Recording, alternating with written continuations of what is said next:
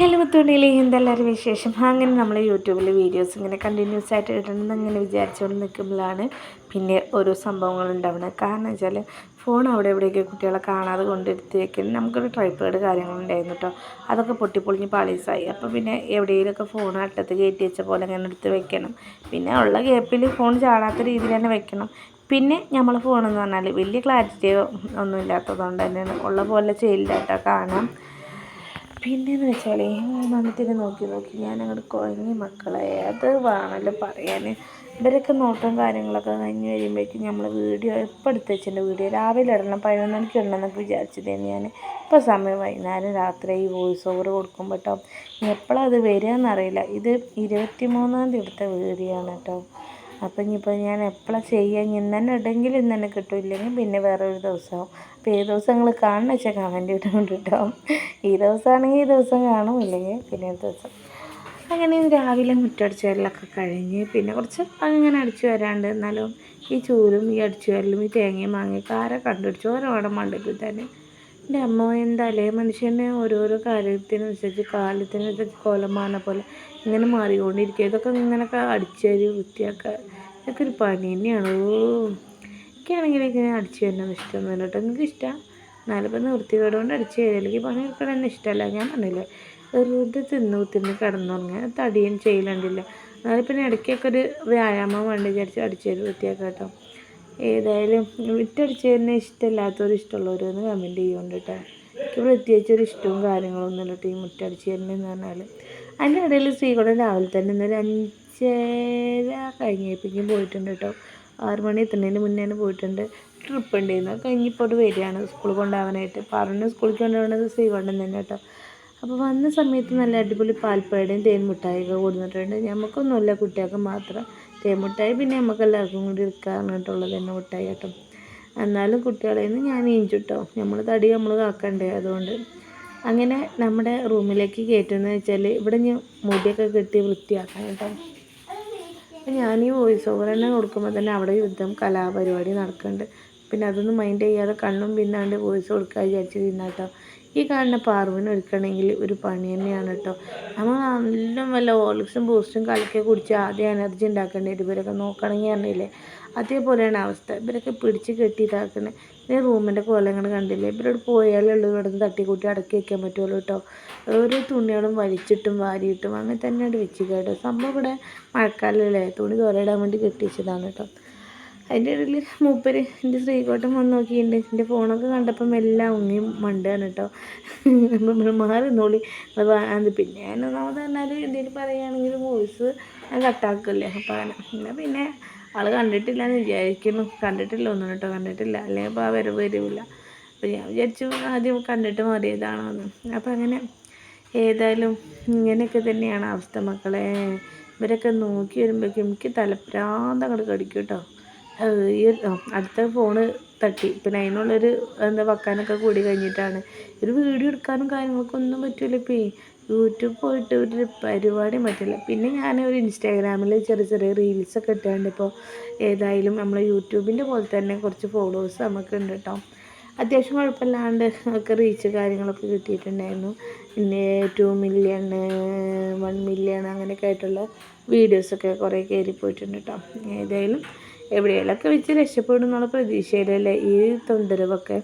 അങ്ങനെ ഈ 3 നോക്കി വരുമ്പോഴേക്കും നമ്മളെ തടി അങ്ങോട്ട് കുറയണമില്ല കേട്ടോ. നമ്മളാണ് ചീർക്കുകയാണെന്ന് തോന്നുന്നു.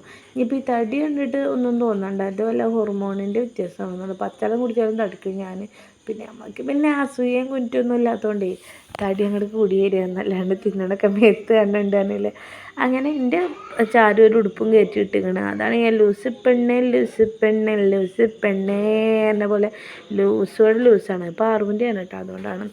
അപ്പോൾ അങ്ങനെ മുടിയൊക്കെ കെട്ടി വൃത്തിയാക്കി ഞാൻ പണ്ടൊക്കെ എല്ലാവർക്കും അവിടെയുള്ള അയൽവാസി കുട്ടികൾക്കൊക്കെ മുടിയും വാലും കണ്ണും ഒക്കെ എഴുതി കൊടുത്തിരുന്നു.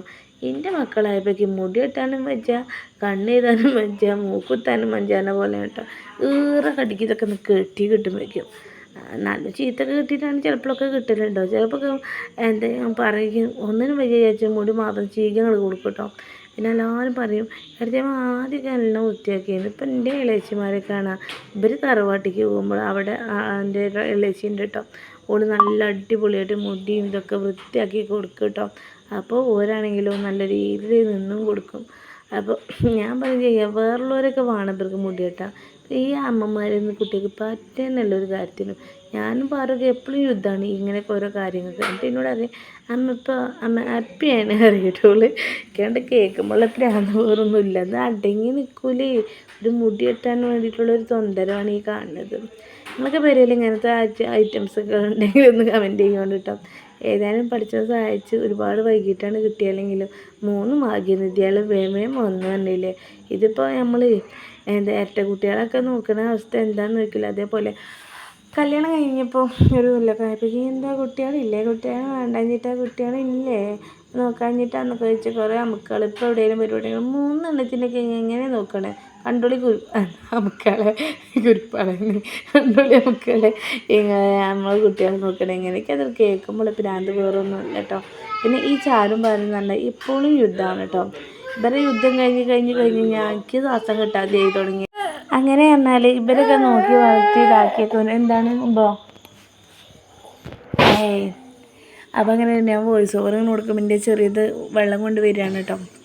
അപ്പോൾ അങ്ങനെ ഒച്ചയും ബഹളം ഇതൊക്കെ കഴിഞ്ഞ് യുദ്ധമൊക്കെ കഴിഞ്ഞ് ഇതാണ് അവസ്ഥ. പിന്നെ കേട്ടോ പാവം തോന്നും കേട്ടോ, ഇതൊക്കെ ഇങ്ങനെ ഇപ്പം ഇങ്ങനെ വീഡിയോ ഇങ്ങനെ വോയിസ് ഓവർ എടുക്കുമ്പോൾ പാവം ഉണ്ട് കുട്ടികൾ കേട്ടോ.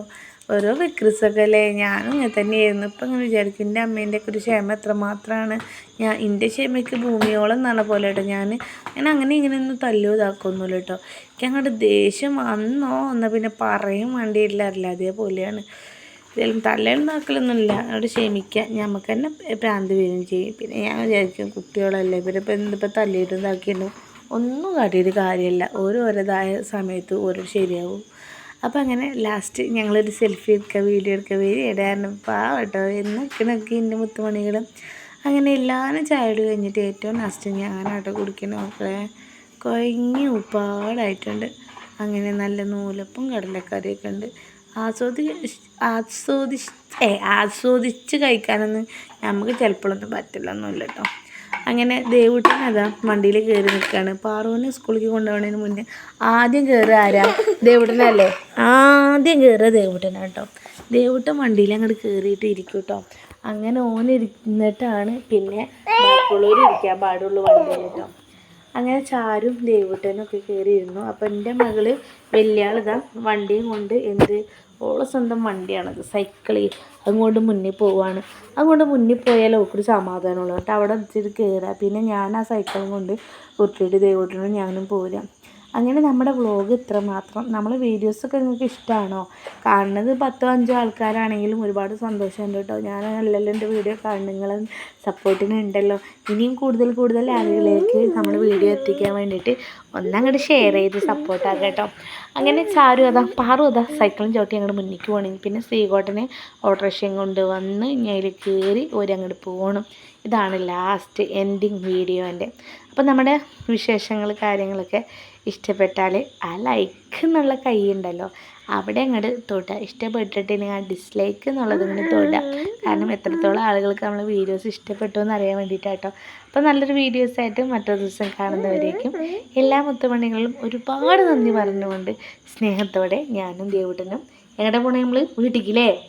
അപ്പം അങ്ങനെ നമ്മുടെ വീഡിയോ ഇത്രമാത്രം. അപ്പോൾ എല്ലാ മുത്തുമണികളോടും ഒരുപാട് നന്ദി പറഞ്ഞുകൊണ്ട് താങ്ക് യു ഫോർ വാച്ചിങ്. സ്നേഹപൂർവ്വം നിങ്ങളുടെ സ്വന്തം തമ്പുരു.